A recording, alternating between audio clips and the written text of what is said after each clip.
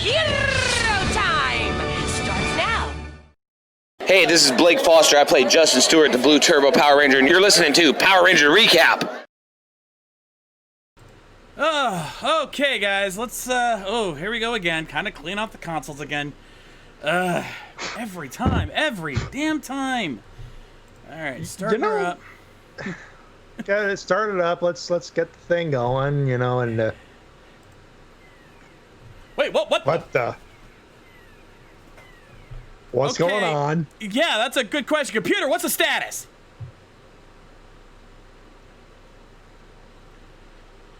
Unauthorized entry? What the hell's going on? Computer, can you give us a scan? What is this?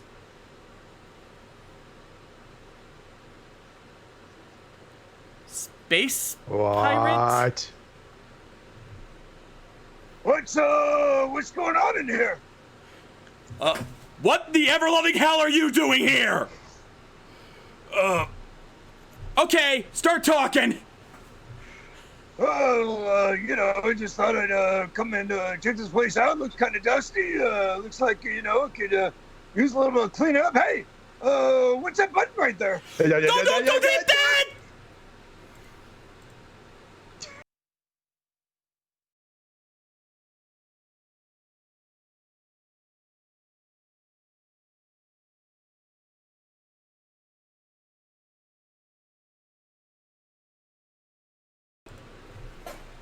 Hello, everyone, and welcome back to the Ranger Recap, the only Power Rangers podcast to ask the question, shatter any glass tubes lately? And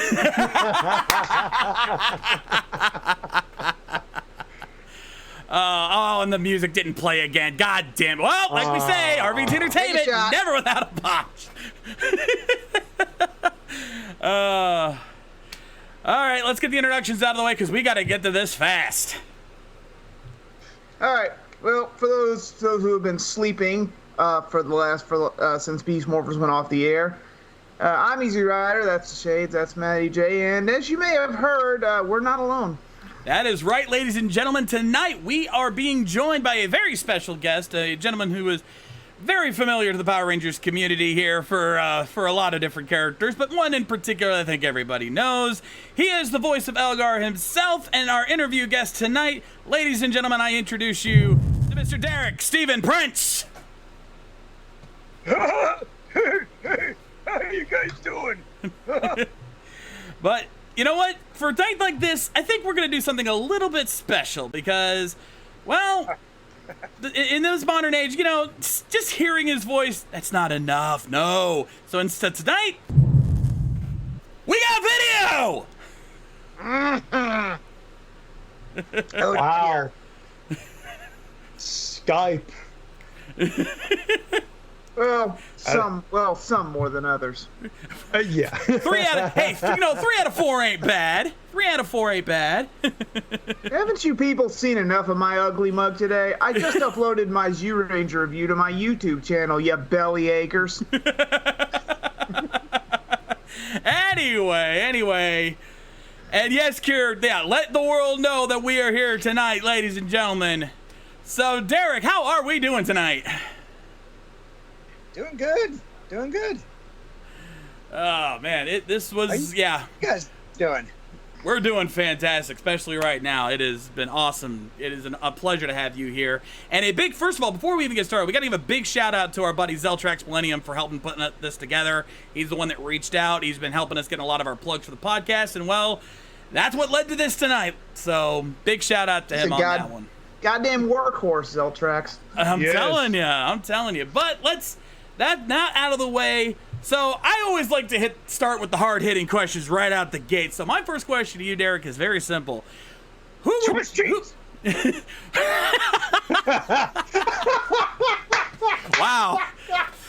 I thought you were going to ask me what my favorite cheese was.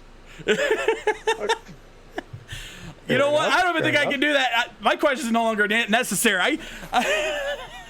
I don't even need to break the ice. Sundays because it's so holy. Oh! Oh! Oh, we're gonna have a good night tonight.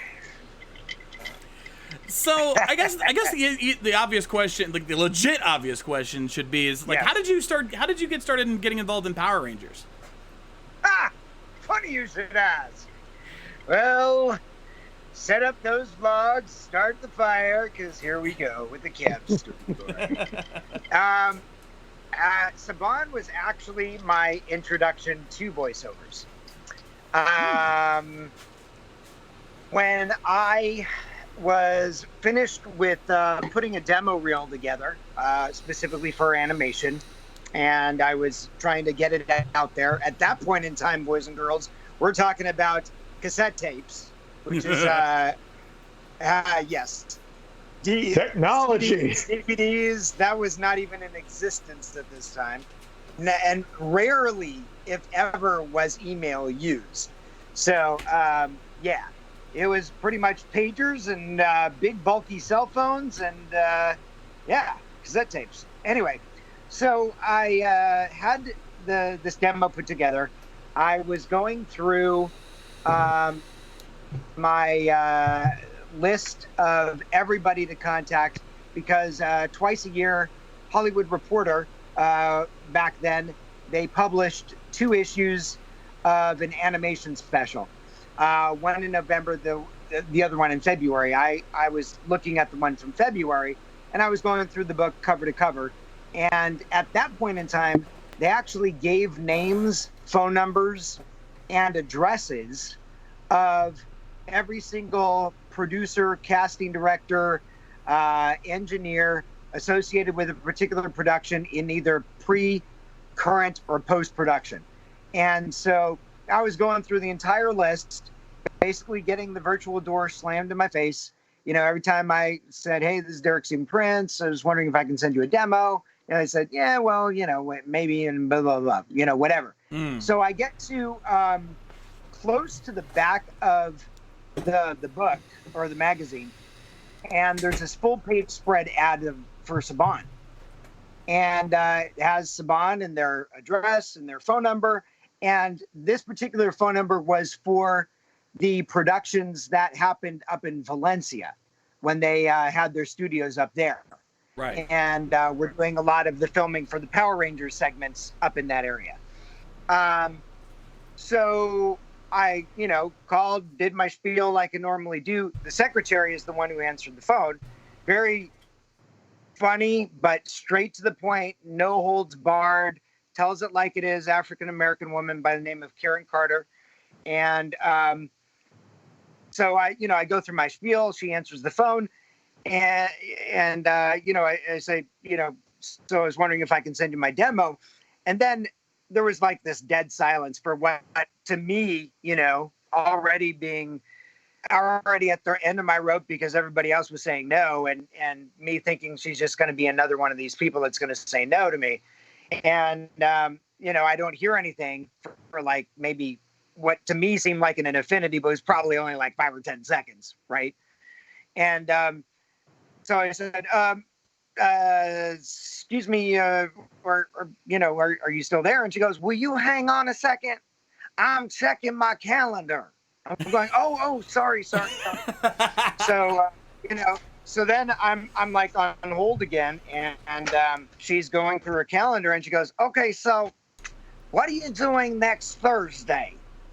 I'm going, next Thursday, like for what? Well, I was wondering if you want to come in and audition for this show that we're doing called Power Rangers. And yeah, so I need to find out if you're available next Thursday. I'm going, wait, you just want me to come in and audition? Like, you don't want my demo tape? And she goes, now why the heck do I need to hear your demo tape when I'm talking to you on the phone and I can hear what you sound like? Right? Makes sense. But me, being the beginning voice actor that I was and just totally freaked out at everything, I was like, I had to question everything, I guess. And so I said, sure, I'll come in. So, I came in and I don't remember where I auditioned at. I think I auditioned, if I'm not mistaken, up at the Valencia studios because they had 2 studios, one in Valencia and one down in Westwood. And so they were getting ready to cast for Power Rangers Zeo. And so I think I went there and I auditioned for a couple of characters. I don't remember if I booked something right away, but I do very much remember that one of my firsts, I think they wanted to test me out and see if I could actually, you know, show my chops and do some background Walla stuff, you know, for like some scenes where like maybe, you know, the Rangers were fighting and there were some people that were freaked out in the background, you know, just to fill in the noise. Right. So I do remember one of my very first Walla sessions was with Lex Lang and Wendy Lee. And we were all in the same booth together, moving around and just kind of, you know, screaming and doing whatever and, you know, fake being punched at or hit at or whatever. And eventually that led to the first role that I did for Zeo, which was Staroid.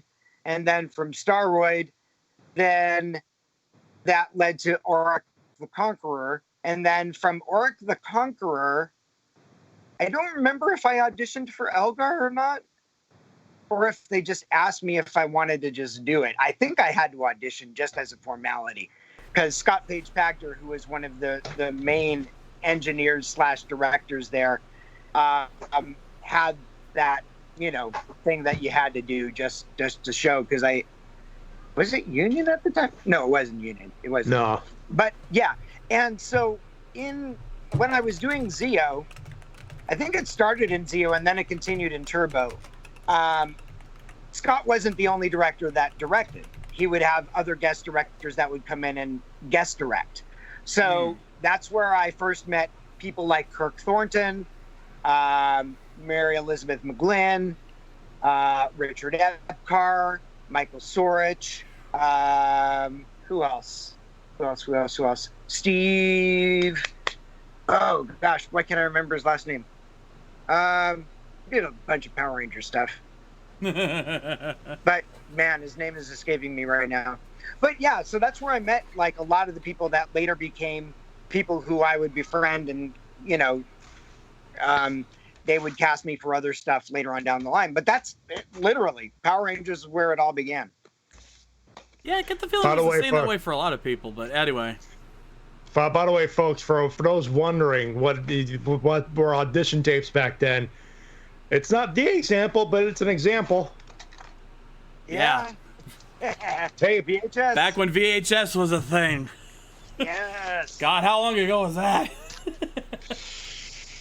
Old enough that some people just stared at me with this box and this tape and went, "What the hell is that?" Yeah. And what's with the sticker that you put stickers on these things? They break these things. I'm like, no. This is how you knew. Yeah. Hey, that won't scratch. That will rewind itself, and it will remember where you left off. So in many ways, it's better. Yeah.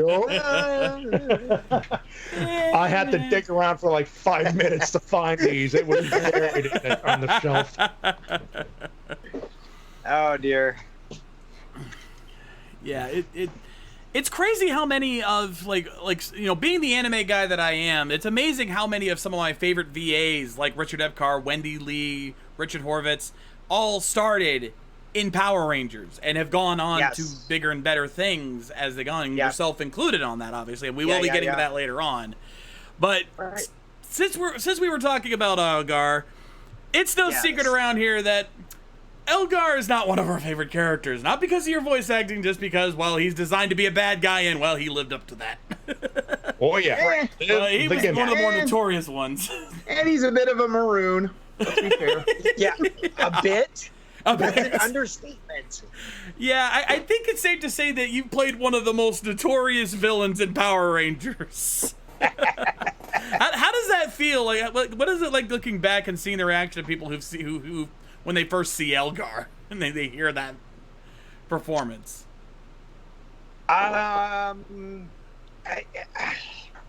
You know, I don't know. I mean, it's not like my natural speaking voice sounds like that, you know, because obviously I gruff it up a little bit and I'm a little dumber and goofier.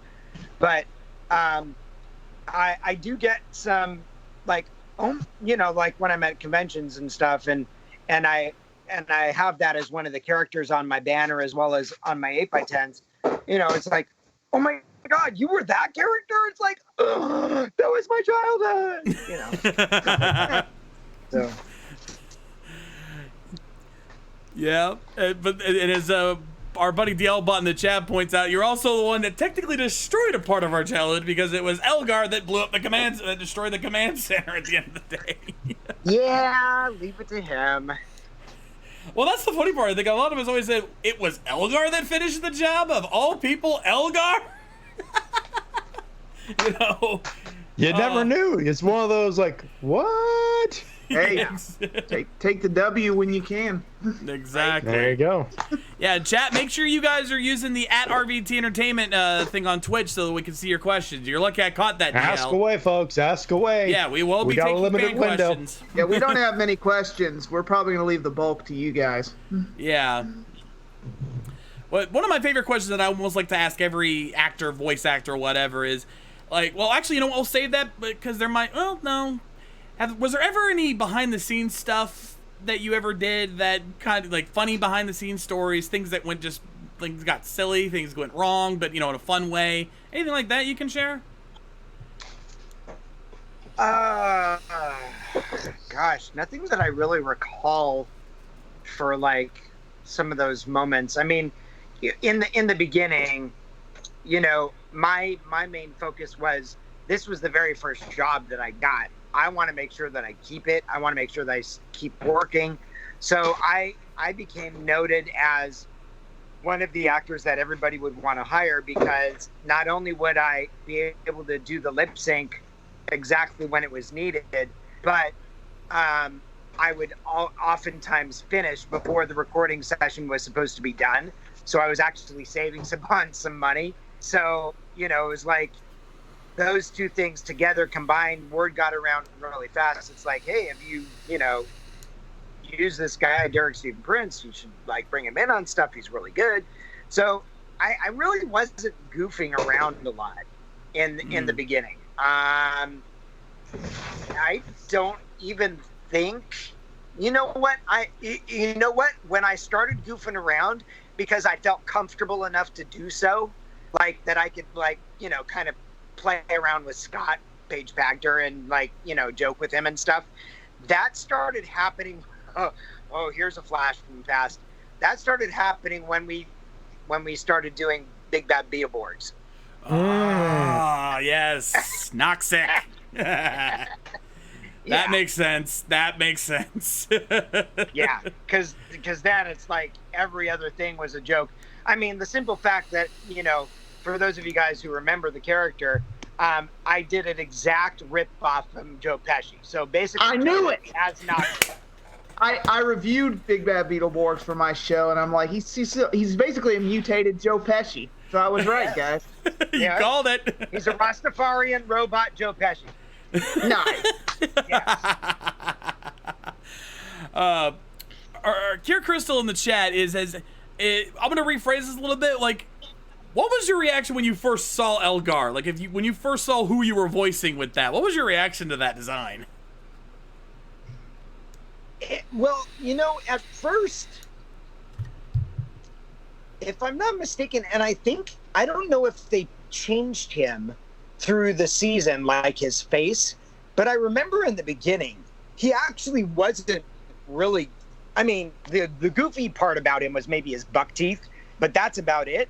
But his eyes, the facial structure, for the head was actually really kind of scary-ish, for kids, right? And I think when we were trying to find the voice for him, we were trying to stay away from that so that it wouldn't be too scary for kids to watch. Which is why we came up with the goofy voice that we came up with, because that would kind of offset what you were looking at, Yeah, that makes sense. The design was probably, because that's from the Japanese series, so that was probably, they have a little less they have a little more leeway when it comes to the designs. They can get away with stuff like that. Whereas here, Exactly. you don't want to scare the kiddies. We tried that with Lord Zed, and well, that led to some problems. It worked a little too well. Yeah. A little. So, but I mean, it was it was the first time that I actually because the other characters that I voiced, well, let me think. I think both Staroid and Auric were both robots, and giant robots who didn't really have mouth flaps per se. Yeah. It was more them speaking with their physical movements, and then you as the voice actor had to come in and basically give them a voice. Elgar was the first time that I had to do some serious mouth flap movement because of the mechanics for what they were able to do inside of the mask. Right. So in a way it kind of freaked me out a little bit because it's like, oh crap, I really got to get this good. You got to do legit ADR now. Yeah, legit ADR. Right. Exactly. Yeah, that's a fun jump right there. Let's see. We got more questions coming in here. Oh, Dealbot with an interesting one. Is there one or more characters or monsters in Power Rangers that you thought, I would have liked to have voiced that? I never really, honestly, I mean, when I went in there to record the stuff that I did, that I didn't really have much knowledge of who the other characters were in the series, in any of the series that I was in. So, I mean, if Scott asked me to go in and just voice something, then I just go in and voice it and be done. And I didn't ever really watch the show. I think the first time that I ever saw something that was completely finished and produced was when we got invited to do a cast Hollywood screening for Power Rangers Turbo, the movie. And I think that's like the very first time that I ever saw something that I did on screen, that was actually completely finished. So I can't really say that, I would have liked to have voiced something else because I really didn't know what else there was. Fair enough. There's throwing questions out there that we're getting here. But let's go a little bit outside of Power Rangers because obviously you've done a lot of anime stuff, and again, I'm the anime guy. Even as recently as this last year, you were in Demon Slayer, if I'm reading this correctly. Yeah. At least, yep. And I actually have a review of that coming out pretty soon. Oh, cool. Yeah. Actually, no. Yeah, that's coming out soon. I'm trying to it's coming up. It's coming up. It's coming up. But yeah, but of course, the thing that you're most known for is Digimon, because you've done several characters in the Digimon franchise. Of course, you were Devimon in the original series. You were Vmon and Ken in Series 2, which is probably your biggest claim to fame. And then, of course, Season 3, Impmon/Beelzemon. How has that series kind of, looking back, how has that impacted your career? Your involvement in that?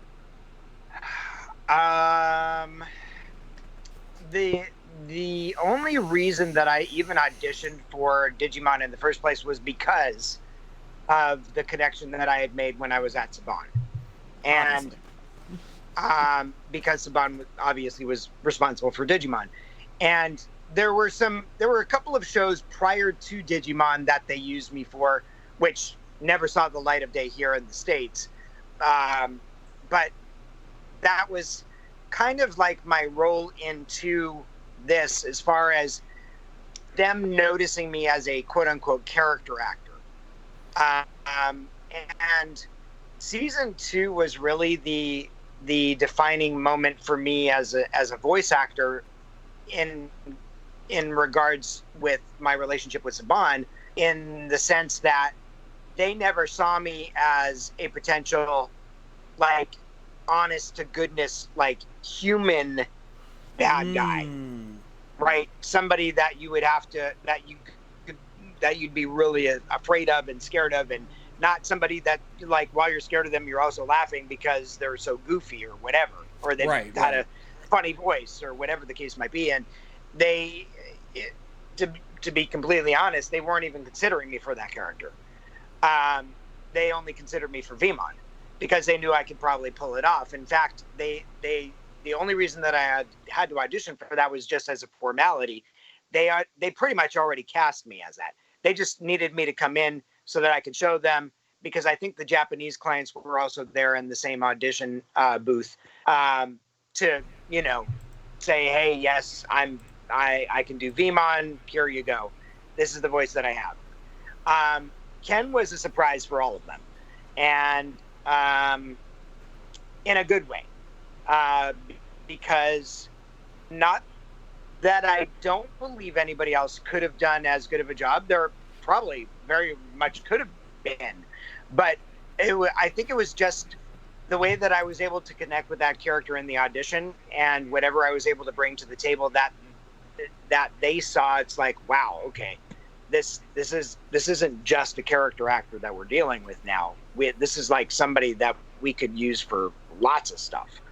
And that particular show, out of all the not that the other Digimon shows aren't well written, but that one, because it was following up from season 1 to season 2, because it already started getting a name for itself, because now it wasn't really competing with Pokemon anymore. Now it was kind of standing on its own.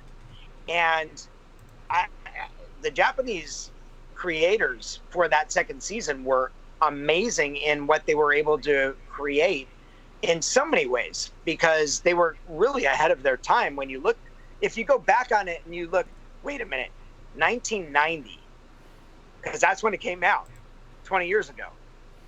It's like 1990, and like what is this stuff that they're doing? Like, these characters are able to like travel inside this, you know, dimension where it looks like a computer game, and you know, you're able to bring these characters from the digital world into our world, and you know, it's like, whereas season 1 was more just like go go go go go, because you don't really have time to develop stuff because of just the way that they wrote it.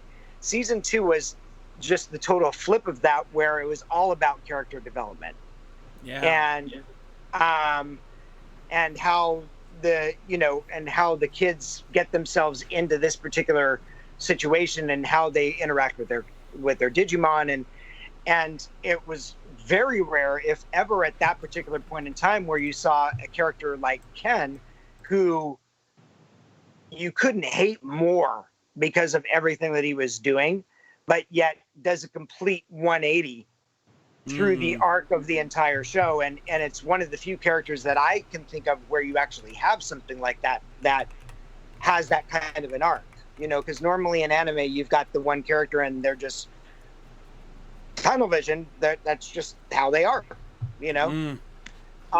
So it was really, really cool. And none of us knew that at the time, because at the time we didn't know the entire season for the show. All we got were like maybe the first 5 or 6 or 7 episodes, and that's it. So none of us had any idea of where it would go. And I think all of us were like blown away by just the storyline that the Japanese writers created for that series. I don't know if I answered your question or not, but no, I think the fact that you went in and showed how big of a deal Digimon is, because again, I'm a Digimon fanboy. I will straight up say it. So that is my thing. But and I remember loving season 2 when it came out, and I loved the way they handled Ken. And you know, to think I'd be sitting down with Ken's VA is kind of a shock, to be honest. It's kind of a fun thing. But I think you get an idea of how big of an impact that had, because of just how big of an impact Digimon had, and your involvement with that was so integral to that success. Saban went out of their way too. I mean, I remember going to the premiere of that when the movie came out. We got an initial screening as the actors on the actual set of Fox. Of 20th Century Fox in Los Angeles. And for me, it was such a big deal because I was still a beginning voice actor. It's like seeing the giant donut on stage, whatever it was, where they recorded The Simpsons. And it's like, oh my God, it's the Simpsons, they record there. You know, for me, that was a huge deal, but it was like we started realizing how big of a show this started becoming because of everything that Saban got it right on that one. I mean, you know, as far as the marketing, which he always typically does, but especially on that one, just, you know, kicking butt and kind of putting his stake or his claim to fame on that particular anime.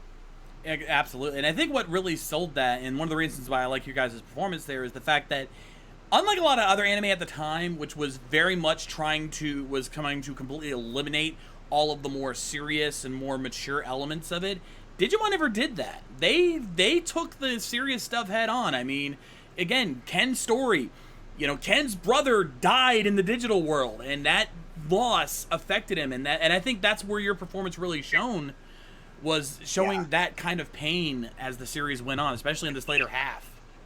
Yeah, that was pretty intense for that time period in which they were showing that, and that Fox even allowed it. Yeah. To me, just kind of like, what?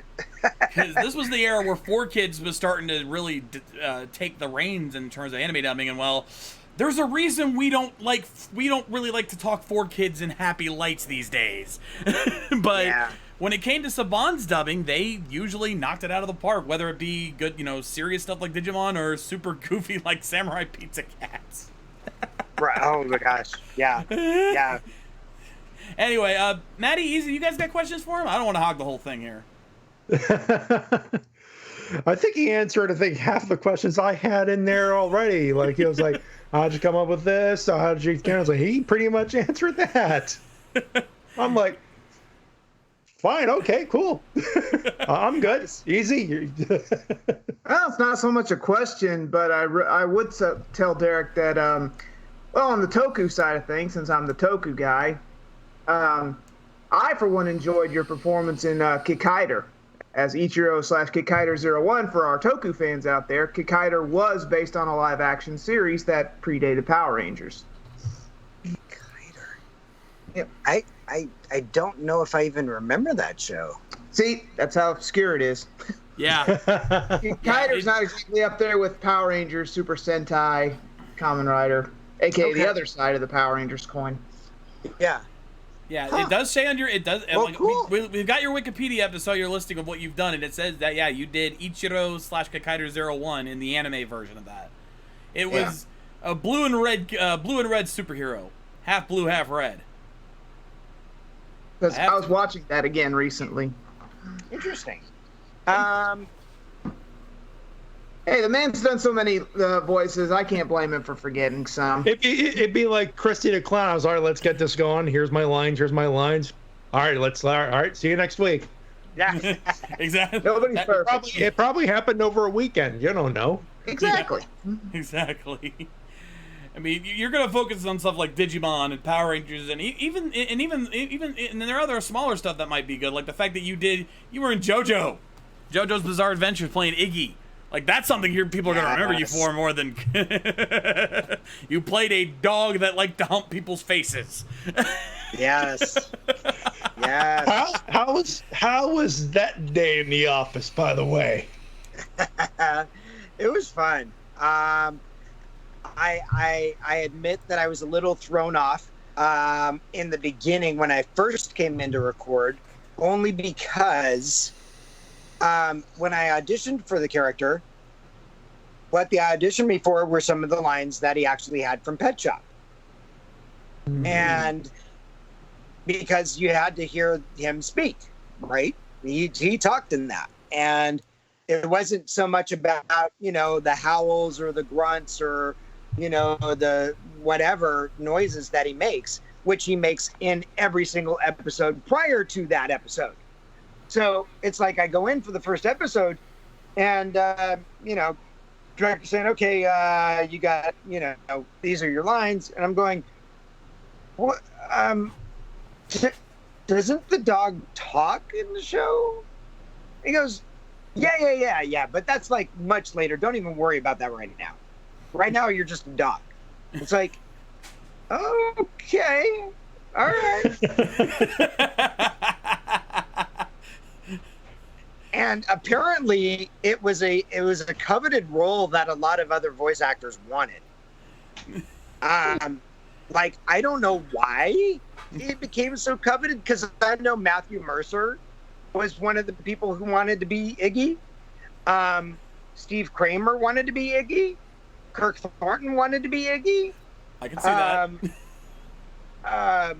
Who else wanted to be Iggy? I mean, I got like it was like love-hate relationship. It's like, so you're Iggy.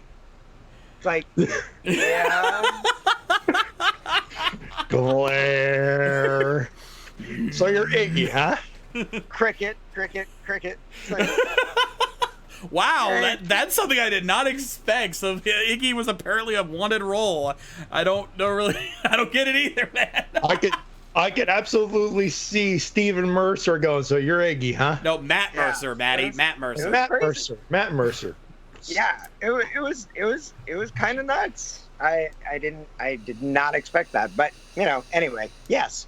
So Iggy was definitely one of those roles. Yeah. I was gonna say Matt Mercer shows up as you're Iggy, huh? You just made the list. Oh, really, Matt? There's your one. That's my one. He's the wrestling guy, so we give him one wrestling joke per show. I don't like it, but I abide to it. Yes. So, again, Flutter Guy in the chat brings up, now we know for a fact I believe you are reprising your role as Ken for the upcoming Last Evolution Kizuna movie, which is really good. Now, yes. The question I have that was related to this is, there's a remake of Digimon season 1 coming out very soon. In fact, it's in Japan. It's already airing. Have you heard about whether or not they're casting for that, or if you're involved in that? I have not heard of it. No. I mean, keep in mind, unless they've started doing things differently, and I doubt that they have.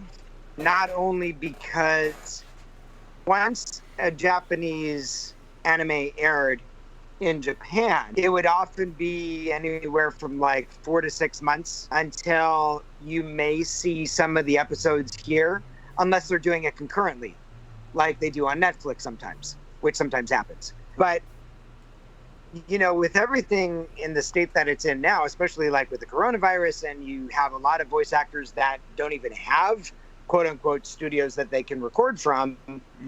And if there's certain people that the Japanese production had in mind to ask them to see if they would like to do that role, or if they want to reprise the role, or they might be going a total different direction and casting our voice cast, just to keep it fresh and different, which I hate to say it for you avid Digimon fan, but that might actually happen.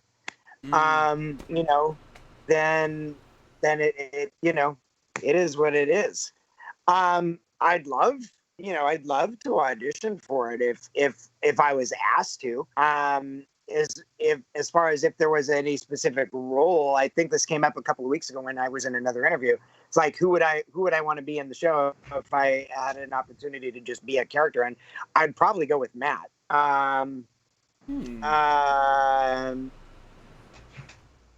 Because that's one of the characters that I just really liked from the first series. Interesting. Wow, that's given now that considering you did how well you did Ken, I could see you doing Matt. I could see that working out. Yeah. Let's see what else we've got here. This is the problem. Like, I was expecting a lot more questions to come in, but a lot of the questions I'm having to curate because for a couple of reasons. One of the questions I keep getting is like, which role is your favorite? But I know you guys don't have that kind of thing. You guys, you can't pick your children. I can tell you my top 5. Okay, let's do that. That'll work.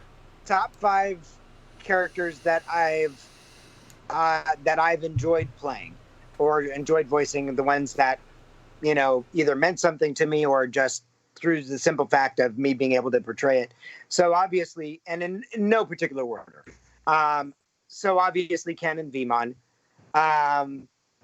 I would have to say Uryu from Bleach.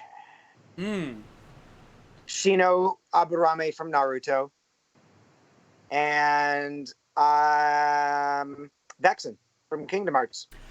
That's, you know what, there's something we can get into, the video game world, because, yeah, Kingdom Hearts, Vexen, that obviously is a big deal, because, you know, Kingdom Hearts is a massive franchise with so many games that you've had to work on. Yeah. Have you actually ever played any of the games? I'll tell you a little funny. Okay, no, I tried playing Kingdom Hearts 1.5, and I could not get the freaking card thing for the life of me, so I just said, screw it, I'm done. You tried to start with Chain of Memories? No wonder. Yes. Oh. Yeah. There's your problem. Well, yeah. But there is one game I was in that I actually played from beginning to end. And it was, it's one of those rare strategic anime RPG games. So it's almost like playing chess, but with anime characters, because it's got a storyline, but you can only move characters a certain number of spaces. And then, then they do their battle. Yeah, whatever I've played those kind of games before. Okay, so it was specifically for Xbox, but there was this game that was called Operation Darkness. And it's based on World War II, with the Germans fighting the English. And so the twist to it is that the English turn into vampires. No, the English turn into werewolves, and the Germans turn into vampires. God. At nighttime. So you've got like all these different elements that go along with it. And I was lucky enough in that particular game to voice 3 of the main characters, one of which was Jack the Ripper. Another one was Dr. Frankenstein. And then the third was Adolf Hitler. Oh, Jesus. Oh. That? Okay, then. Well, there's a... Wow. Something for trivia night, ladies and gentlemen. Yeah, there you go. Yeah, right? Yeah, the chat's like, Nani? What? Yeah, exactly. Good night, everybody. Good night. We're done. We're out of here. And with that, we're done. Yeah. I don't know if we're topping that. Jesus. Yeah. Even the chat. Yeah, the chat is just like, what? It was a very fun game, and that's actually the only game that I've actually played all the way through, doing a voice in. Yeah, that's something you don't forget, obviously. Yeah.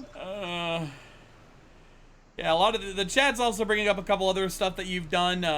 Trials of Cold Steel, or Trails of Cold Steel, seems to be a popular one that people are bringing up. And yes. someone brought up yes. your. And looks like we also got a couple a question asking about your work on Danganronpa, because that's a popular franchise these days. Oh yeah. So I'm just trying to see what was this question here.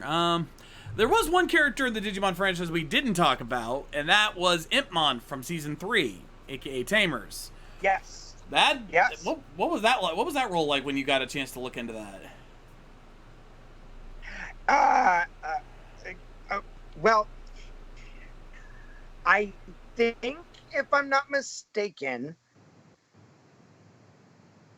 I'm trying to remember if I auditioned for Impmon or not. Because what you guys have to realize and remember is when before season 3, Digimon Rumble Arena, the game, which introduced some of the characters from season 3 into the series. I remember that, yeah. Beelzemon was one of the characters. I don't remember if Hitmon was in it or not. I remember Vmon was in it. I don't think so, though. I think it was Vmon and Beelzemon. So I don't think I auditioned for Beelzemon. I think Mary Elizabeth McGlynn, who had taken over directing at that point, brought me in and said, "Hey, we're doing a game. Thought you might be good at this character." How much time do we have? We got 6 minutes. Okay. Yep. So I'll make this story really quick. But this will be a fun story. So when I mean, to answer your question, Inbon was a really fun character. Also, a takeoff of Joe Pesci. Anywhere I can fit in Joe Pesci, I'm going to. You guys just got to know that right now. I can see why. Yeah, but for the game, we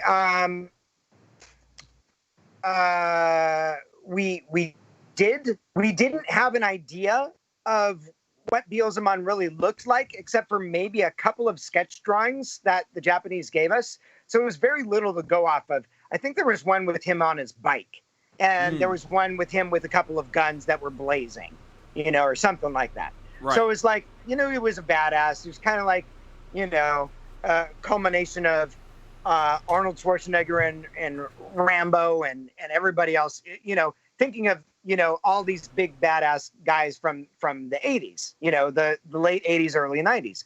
So what I did for Beelzemon in the game that you will not hear in the series is I actually did a straight up Rocky impression. Nice. Hey, Adrian! And what happened was when we went to go do the series and we were getting ready to start the series, and of course, Hollywood Reporter, you have to post everything that's in pre-production, production, or post-production. So the way that it was told to me was that Fox got a call from whatever distributor had the Rocky franchise, right?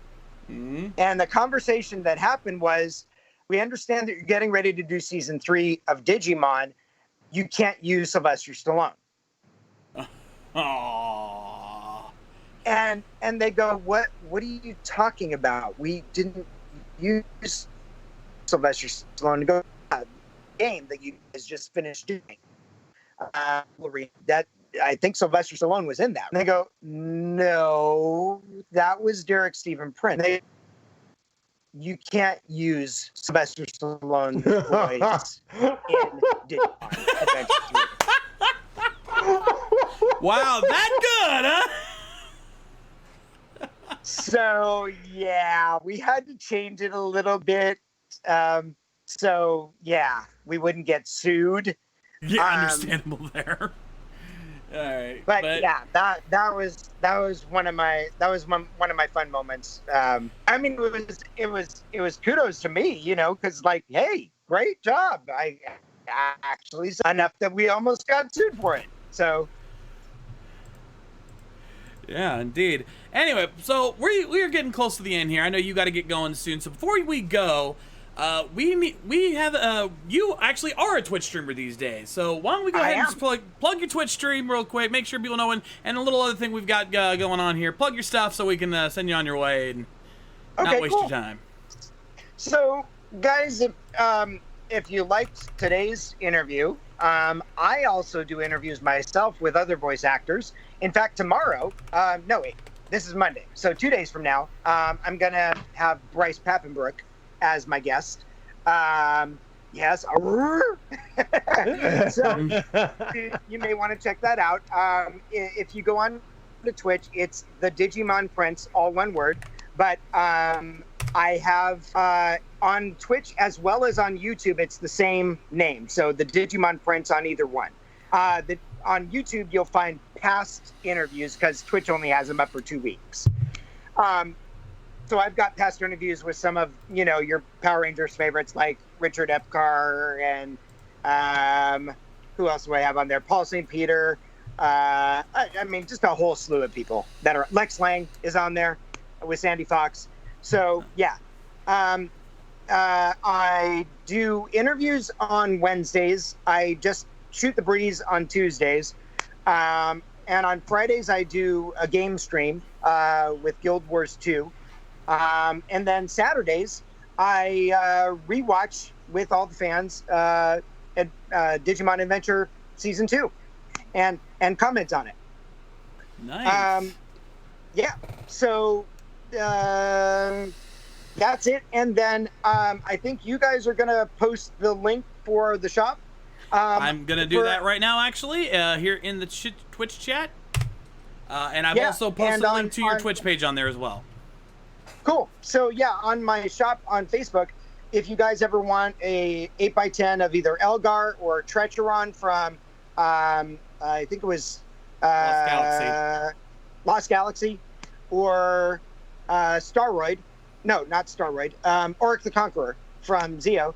I've got those three that, I'm willing to autograph and send to you guys for a very small price, same price that you'd pay if you were at a convention. So, other than that, that's pretty much it. Indeed. And also for you folks watching the VOD on YouTube, we will also have those links in the description down below, so make sure you guys check those out. Give him a follow on Twitch, check out his shop. Show this guy some love because he is awesome. The fact that he took the time here to come talk to our little community, very awesome. Derek, it has been a pleasure to have you on board. Thank you so much. Thank you, guys. All right. Take care. Have a good night, my friend. Have a good night. Bye, guys.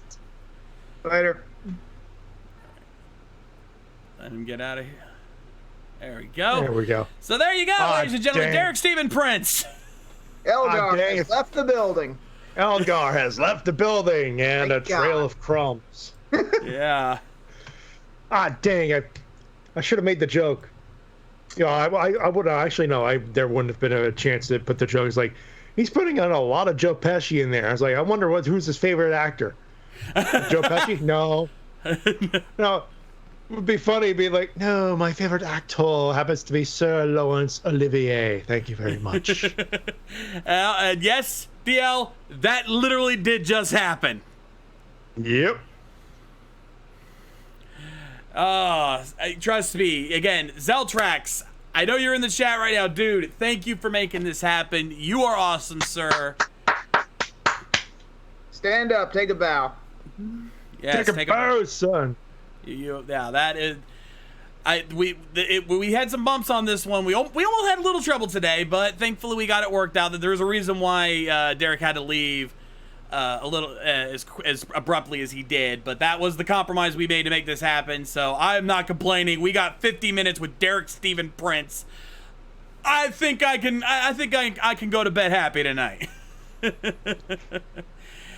But that being said, ladies and gentlemen, we're gonna wrap that up here. But before we do, as I head into our final thing, we're not gonna leave it at that. I got one last little surprise for you guys, and we can turn the cameras off now. I've turned that off.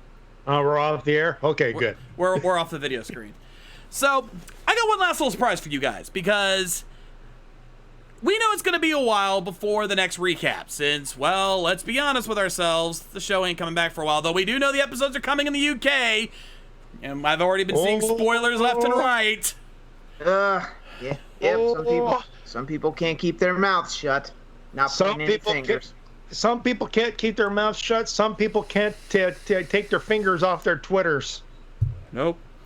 So, but it's still going to be a little while before we get to those episodes, and thus to the plugs that we've got. And unbeknownst to a lot of you guys, Zeltrax has not just helped us with interviews. He has gotten us a shit ton of plugs for the recap over the last couple of months. On top of that, we still have a few plugs left that these two knuckleheads pulled off a while back that still haven't aired. Between the three of you guys, we got a lot of plugs here. So I decided I'm going to end this on an even higher note, and we're going to show you all the plugs that we haven't shown yet. And you're going to be in for a few surprises on this one, ladies and gentlemen. Trust me when I tell you this. So we're going to do our normal wrap-up, but instead of going straight to the credits, I want you guys to stick around because we're going to be showing off those plugs. But until then, let's wrap this up, Easy. Yeah. It's too bad Derek didn't stay because I actually have an Elgar joke to go out on. Yeah, oh well. Anyway, that's going to do it for the Ranger recap. And until next time, I'm Easy Rider reminding you that All things being equal, fat monsters use more soap. Did you guys hear about the time Elgar found a soda machine on Divatox's submarine? So he put a dollar in and pushed the button for a soda, and he saw the change come out. And so he put in another dollar, got another soda, and more change came out. And he kept doing this again and again and again. Divatox came up behind him. Elgar, are you going to be done soon? I need to get a soda. And Elgar says, no, can't you see I'm winning?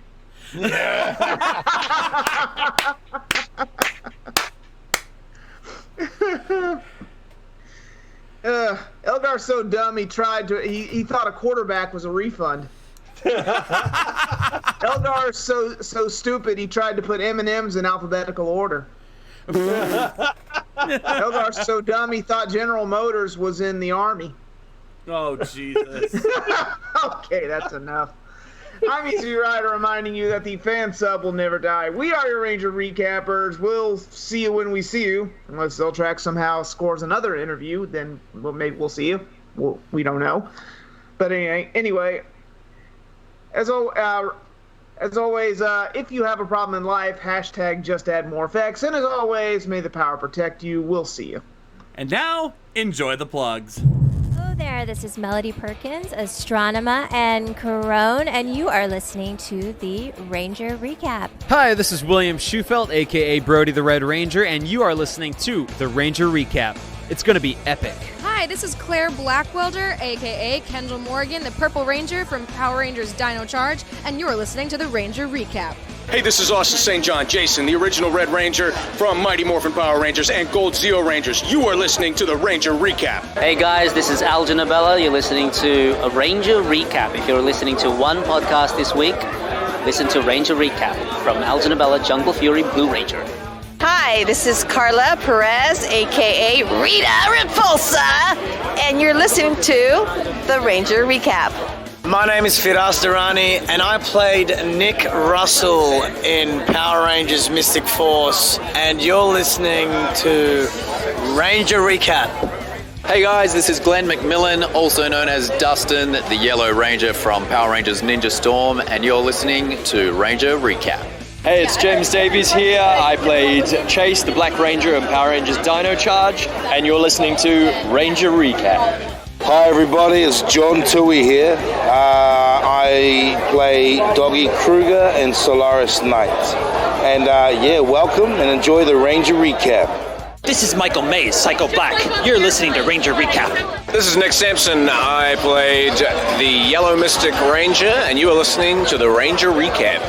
Hey, this is Reggie Roll, aka Damon Henderson, and you're listening to the Ranger Recap. Yo, this is your boy Walter Jones, also known as Zach, the original Black Ranger, and you're listening to Ranger Recap. Hey, this is Kim Strauss, the voice of Ninja, Scorpius, and Jinxer, yes, from Power Rangers, and you're listening to the Ranger Recap. Oh, yeah. Hey, this is Wally Wingard, voice actor of the Psycho Blue Ranger. Psycho Blue! I'm not a toy, I'm a Psycho Ranger. And you're listening to Ranger Recap. Listen carefully. Hey, this is Richard Brancatisano, aka Xander, and you're listening to the Ranger Recap. Hi there, this is Neil Kaplan. You might know me best as the voice of Diabolico from Power Rangers Lightspeed Rescue. Or as Gluto from Power Rangers Time Force. I was also Oozeman in Mighty Morphin Power Rangers the movie, and you are listening to the Ranger Recap. Enjoy! Hi, this is Eddie Frierson, the voice of Prax on Power Rangers Time Force. And you're listening to the Ranger Recap!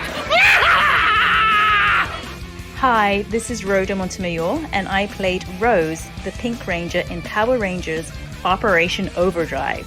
And you are listening to Ranger Recap. Hello, this is Justin Nemo, and I played Zane on Power Rangers in Space. You're listening to Ranger Recap. Yo, what's up, you guys? This is Roger Velasco, the Green Turbo Ranger, Black Space Ranger, and you're listening to the Ranger Recap. Hi, this is Ilya Volok. I played Master Org on Power Rangers Wild Force, and you are listening to the Ranger Recap. Hi, I'm Erin Cahill. I played Jen Scott on Power Rangers Time Force, and you are listening to the Rangers Recap. Hey everybody, this is Billy Forrester. I played Flabber on Big Bad Beetleborgs and Beetleborgs Metallics. Flabtastic! You're still listening to the Ranger Recap. Hi, this is Mark Richardson. I was the prop master on Power Rangers for the first 10 years. And I had the privilege to create some of the iconic Power Ranger props like the Communicator. I also got to play numerous roles like the cab driver in Krabby Cabby, or Lord Zed in the Turbo movie, and the voice of Serpicon on Time Force. And you're listening to the Ranger Recap. Hi, hello, this is Derek Stephen Prince. I played Divitox's nephew Elgar on Power Rangers Turbo and Power Rangers in Space, and you're listening to the Ranger Recap.